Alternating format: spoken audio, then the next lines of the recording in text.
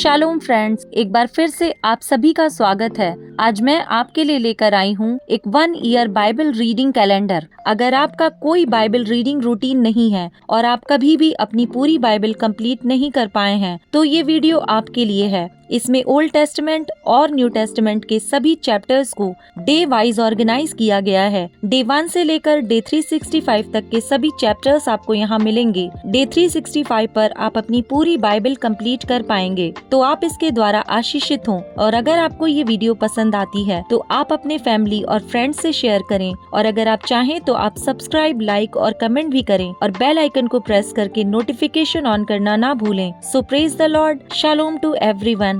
Let's get started. Day 114, chapter number 10, अम्मोनियों और अरामियों की पराजय। इसके बाद अम्मोनियों का राजा मर गया और उसका हानून नामक पुत्र उसके स्थान पर राजा हुआ। तब दाऊद ने यह सोचा, जैसे हानून के पिता नाहाश ने मुझको प्रीति दिखाई थी, वैसे ही मैं भी हानून को प्रीति दिखाऊंगा। तब दाऊद ने अपने कई कर्मचारियों को उनके पास उसके पिता के विषय शांति देने के लिए भेज दिया। दाऊद के कर्मचारी अम्मोनियों के देश में आए, परंतु अम्मोनियों के हाकिम अपने स्वामी हानून से कहने लगे, दाऊद ने जो तेरे पास शांति देने वाले भेजे हैं, वह क्या तेरी समझ में तेरे पिता का आदर करने के विचार से भेजे हैं? क्या दाऊद ने अपने कर्मचारियों को तेरे पास इसी विचार से नहीं भेजा कि इस नगर में ढूंढ ढांड करके और इसका भेद लेकर इसको उलट दे? इसलिए हानून ने दाऊद के कर्मचारियों को पकड़ा और उनकी आधी आधी दाढ़ी मुड़वाकर और आधे वस्त्र अर्थात नितंब तक कटवाकर उनको जाने दिया। इसका समाचार पाकर दाऊद ने लोगों को उनसे मिलने के लिए भेजा, क्योंकि वे बहुत लजाते थे। और राजा ने यह कहा, जब तक तुम्हारी दाढ़ियां बढ़ न जाएं, तब तक यरीहो में ठहरे रहो, तब लौट आना। जब अम्मोनियों ने देखा कि हमसे दाऊद अप्रसन्न है, तब अम्मोनियों ने बेत्रहोब और सोबा के 20,000 अरामी प्यादों को और 1,000 पुरुषों समेत माका के राजा को और 12,000 तोबी पुरुषों को वेतन पर बुलवाया। यह सुनकर दाऊद ने योआब और शूरवीरों की समस्त सेना को भेजा। तब अम्मोनी निकले और फाटक ही के पास पाती बांधी, और सोबा और रहोब के अरामी और तोब और माका के पुरुष उनसे अलग मैदान में थे। यह देखकर कि आगे पीछे दोनों ओर हमारे विरुद्ध पाती बंधी है, योआब ने सब बड़े बड़े इजरायली वीरों में से बहुतों को छांटकर अरामियों के सामने उनकी पाती बंधाई और अन्य लोगों को अपने भाई अबीशै के हाथ सौंप दिया, और उसने अम्मोनियों के सामने उनकी पाती बंधाई। फिर उसने कहा, यदि अरामी मुझ पर प्रबल होने लगे तो तू मेरी सहायता करना, और यदि अम्मोनी तुझ पर प्रबल होने लगेंगे तो मैं आकर तेरी सहायता करूंगा। तू हियाव बांध और हम अपने लोगों और अपने परमेश्वर के नगरों के निमित्त पुरुषार्थ करें, और यहोवा जैसा उसको अच्छा लगे वैसा करे। तब योआब और जो लोग उसके साथ थे अरामियों से युद्ध करने को निकट गए, और वे उसके सामने से भागे। यह देखकर कि अरामी भाग गए हैं, अम्मोनी भी अबीशै के सामने से भागकर नगर के भीतर घुसे। तब योआब अम्मोनियों के पास से लौटकर यरूशलेम को आया। फिर यह देखकर कि हम इजरायलियों से हार गए, अरामी इकट्ठे हुए, और हददेजेर ने दूत भेजकर महानद के पार के अम्मोनियों को बुलवाया, और वे हददेजेर के सेनापति शोबक को अपना प्रधान बनाकर हेलाम को आए। इसका समाचार पाकर दाऊद ने समस्त इजरायलियों को इकट्ठा किया और यरदन के पार होकर हेलाम में पहुंचा। तब अराम दाऊद के विरुद्ध पाती बांधकर उससे लड़ा, परंतु अरामी इजरायलियों के सामने से भागे, और दाऊद ने अरामियों में से 700 रथियों और 40,000 सवारों को मार डाला, और उनके सेनापति शोबक को ऐसा घायल किया कि वह वहीं मर गया। यह देखकर कि हम इजराइल से हार गए हैं, जितने राजा हददेजेर के अधीन थे उन सबों ने इजराइल के साथ संधि की और उसके अधीन हो गए। इसलिए अरामी अम्मोनियों की और सहायता करने से डर गए। चैप्टर नंबर 11, दाऊद और बेतशेबा। फिर जिस समय राजा लोग युद्ध करने को निकला करते हैं, उस समय अर्थात वर्ष के आरंभ में दाऊद ने योआब को और उसके संग अपने सेवकों और समस्त इजरायलियों को भेजा, और उन्होंने अम्मोनियों का नाश किया और रब्बा नगर को घेर लिया।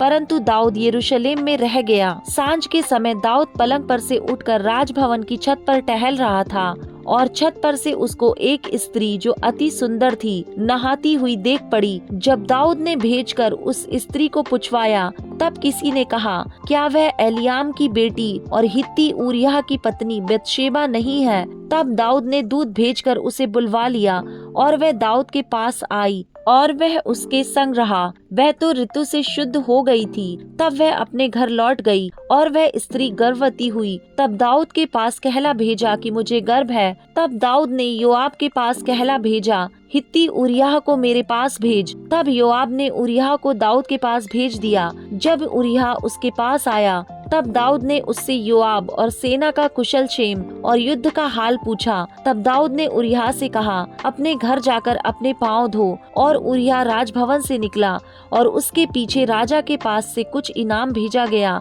परंतु ऊरिय्याह अपने स्वामी के सब सेवकों के संग राजभवन के द्वार में लेट गया और अपने घर ना गया। जब दाऊद को यह समाचार मिला, ऊरिय्याह अपने घर नहीं गया। तब दाऊद ने ऊरिय्याह से कहा, क्या तू यात्रा करके नहीं आया तो अपने घर क्यों नहीं गया? ऊरिय्याह ने दाऊद से कहा, जब संदूक और इज़राइल और यहूदा झोपड़ियों में रहते हैं और मेरा स्वामी योआब और मेरे स्वामी के सेवक खुले मैदान पर डेरे डाले हुए हैं, तो क्या मैं घर जाकर खाऊं पीऊं और अपनी पत्नी के संग रहूं? तेरे जीवन की शपथ और तेरे प्राण की शपथ कि मैं ऐसा काम नहीं करने का। दाऊद ने ऊरिय्याह से कहा, आज यहीं रह और कल मैं तुझे विदा करूंगा। इसलिए ऊरिय्याह उस दिन और दूसरे दिन भी यरूशलेम में रहा। तब दाऊद ने उसे नेवता दिया और उसने उसके सामने खाया पिया और उसी ने उसे मतवाला किया।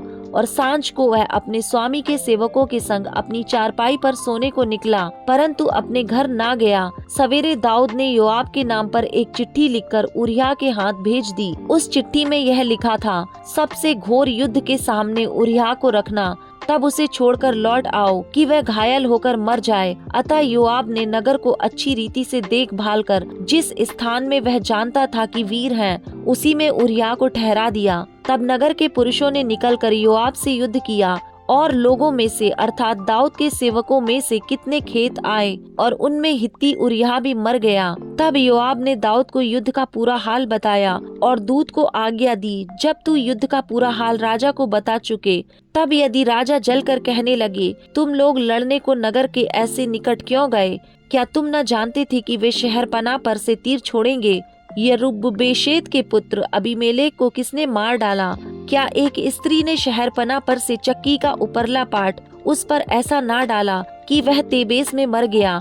फिर तुम शहरपनाह के ऐसे निकट क्यों गए? तो तू यूँ कहना, तेरा दास ऊरिय्याह हित्ती भी मर गया। तब दूत चल दिया और जाकर दाऊद से योआब की सब बातों का वर्णन किया। दूत ने दाऊद से कहा, वे लोग हम पर प्रबल होकर मैदान में हमारे पास निकल आए। फिर हमने उन्हें फाटक तक खदेड़ा। तब धनुर्धारियों ने शहरपनाह पर से तेरे जनों पर तीर छोड़े और राजा के कितने जन मर गए और तेरा दास ऊरिय्याह हित्ती भी मर गया। दाऊद ने दूत से कहा, योआब से यूँ कहना, इस बात के कारण उदास ना हो, क्योंकि तलवार जैसे इसको वैसे उसको भी नष्ट करती है।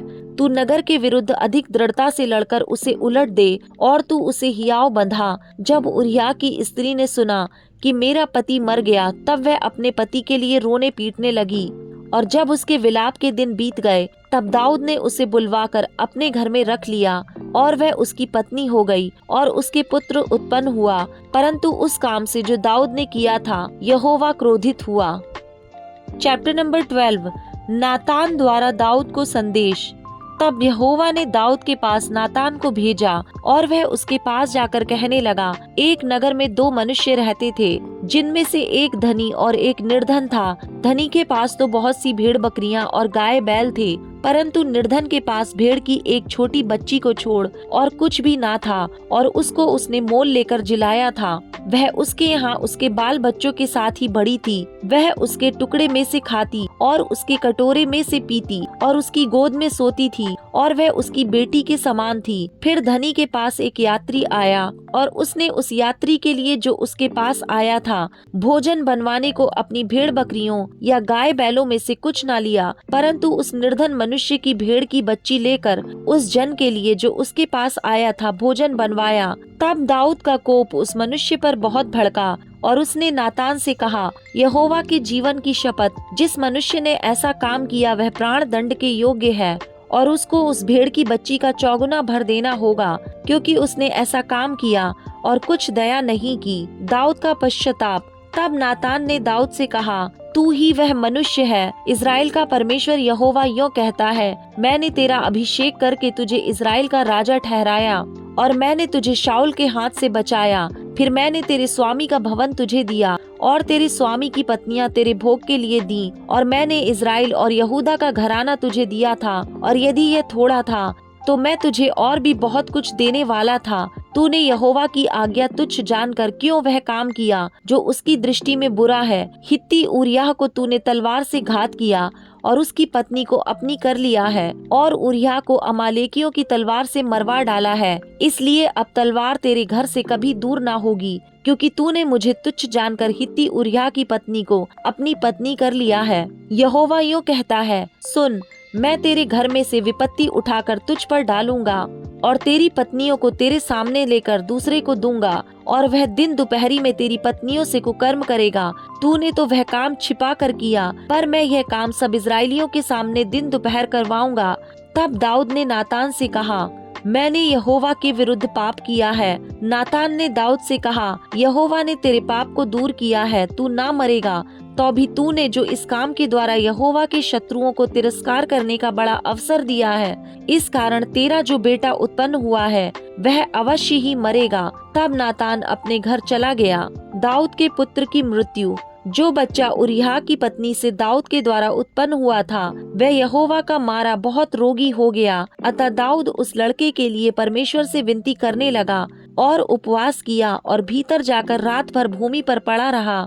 तब उसके घराने के पुरनिये उठकर उसे भूमि पर से उठाने के लिए उसके पास गए, परंतु उसने ना चाहा और उनके संग रोटी ना खाई। 7वें दिन बच्चा मर गया। दाऊद के कर्मचारी उसको बच्चे के मरने का समाचार देने से डरे। उन्होंने कहा, जब तक बच्चा जीवित रहा तब तक उसने हमारे समझाने पर मन ना लगाया। यदि हम उसको बच्चे के मर जाने का हाल सुनाएं तो वे बहुत ही अधिक दुखी होगा। अपने कर्मचारियों को आपस में फुसफुसाते देखकर दाऊद ने जान लिया कि बच्चा मर गया। तो दाऊद ने अपने कर्मचारियों से पूछा, क्या बच्चा मर गया? उन्होंने कहा, हाँ, मर गया है।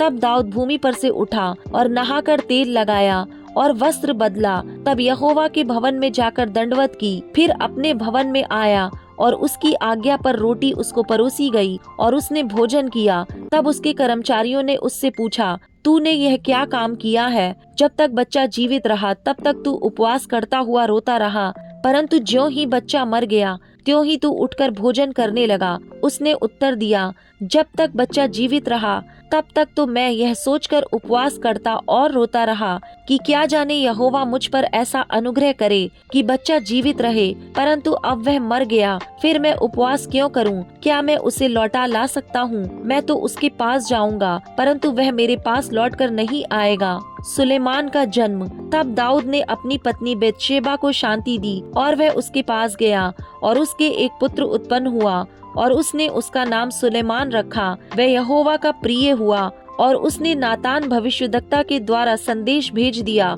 और उसने यहोवा के कारण उसका नाम यदिद्याह रखा। रब्बा नगर का पतन। इस बीच योआब ने अम्मोनियों के रब्बा नगर से लड़कर राजनगर को ले लिया। तब योआब ने दूतों से दाऊद के पास यह कहला भेजा, मैं रब्बा से लड़ा और जल वाले नगर को ले लिया है, इसलिए अब रहे हुए लोगों को इकट्ठा करके नगर के विरुद्ध छावनी डालकर उसे भी ले ले। ऐसा ना हो कि मैं उसे ले लूं और वह मेरे नाम पर कहलाए। तब दाऊद सब लोगों को इकट्ठा करके रब्बा को गया और उससे युद्ध करके उसे ले लिया। तब उसने उनके राजा का मुकुट, जो तौल में किक्कार भर सोने का था और उसमें मणि जड़े थे, उसको उसके सिर पर से उतारा और वह दाऊद के सिर पर रखा गया। फिर उसने उस नगर से बहुत ही लूट पाई। उसने उसके रहने वालों को निकालकर आरों से 2-2 टुकड़े कराया और लोहे के हेंगे उन पर फिरवाए और लोहे की कुल्हाड़ियों से उन्हें कटवाया और ईंट के पजावे में से चलवाया और अम्मोनियों के सब नगरों से भी उसने ऐसा ही किया। तब दाऊद समस्त लोगों समेत यरूशलेम को लौट गया। Luke chapter number 19 verse number 28 to 48। यरूशलेम में विजय प्रवेश। ये बातें कहकर वह यरूशलेम की ओर उनके आगे आगे चला। जब वह जैतून नामक पहाड़ पर बेतफगे और बेतनिया के पास पहुंचा, तो उसने अपने चेलों में से 2 को यह कह के भेजा, सामने के गांव में जाओ और उसमें पहुंचते ही एक गधी का बच्चा जिस पर कभी कोई सवार नहीं हुआ बंधा हुआ तुम्हें मिलेगा, उसे खोल कर ले आओ। यदि कोई तुमसे पूछे कि क्यों खोलते हो, तो यह कह देना कि प्रभु को इसका प्रयोजन है। जो भेजे गए थे उन्होंने जाकर जैसा उसने उनसे कहा था वैसा ही पाया। जब वे गधे के बच्चे को खोल रहे थे, तो उसके मालिकों ने उनसे पूछा, इस बच्चे को क्यों खोलते हो? उन्होंने कहा, प्रभु को इसका प्रयोजन है। वे उसको यीशु के पास ले आए और अपने कपड़े उस बच्चे पर डालकर यीशु को उस पर बैठा दिया। जब वह जा रहा था तो वे अपने कपड़े मार्ग में बिछाते जाते थे। निकट आते हुए जब वह जैतून पहाड़ की ढलान पर पहुंचा, तो चेलों की सारी मंडली उन सब सामर्थ के कामों के कारण जो उन्होंने देखे थे आनंदित होकर बड़े शब्द से परमेश्वर की स्तुति करने लगी। धन्य है वह राजा जो प्रभु के नाम से आता है। स्वर्ग में शांति और आकाश मंडल में महिमा हो। तब भीड़ में से कुछ फरीसी उससे कहने लगे, हे गुरु, अपने चेलों को डांट। उसने उत्तर दिया, मैं तुमसे कहता हूँ, यदि ये चुप रहे तो पत्थर चिल्ला उठेंगे। यरूशलेम के लिए विलाप। जब वह निकट आया तो नगर को देखकर उस पर रोया और कहा, क्या ही भला होता कि तू ही इसी दिन में कुशल की बातें जानता, परंतु अब वे तेरी आंखों से छिप गई हैं, क्योंकि वे दिन तुझ पर आएंगे कि तेरे बैरी मोर्चा बांधकर तुझे घेर लेंगे और चारों ओर से तुझे दबाएंगे और तुझे और तेरे बालकों को जो तुझ में है मिट्टी में मिलाएंगे और तुझ में पत्थर पर पत्थर भी ना छोड़ेंगे, क्योंकि तूने उस अवसर को जब तुझ पर कृपा दृष्टि की गई ना पहचाना। मंदिर से व्यापारियों का निकाला जाना। तब वह मंदिर में जाकर बेचने वालों को बाहर निकालने लगा और उनसे कहा, लिखा है, मेरा घर प्रार्थना का घर होगा, परंतु तुमने उसे डाकुओं की खोह बना दिया है। वह प्रतिदिन मंदिर में उपदेश करता था और प्रधान याजक और शास्त्री और लोगों के प्रमुख उसे नष्ट करने का अवसर ढूंढते थे, परंतु कोई उपाय ना निकाल सके कि यह किस प्रकार करें, क्योंकि सब लोग बड़ी चाह से उसकी सुनते थे।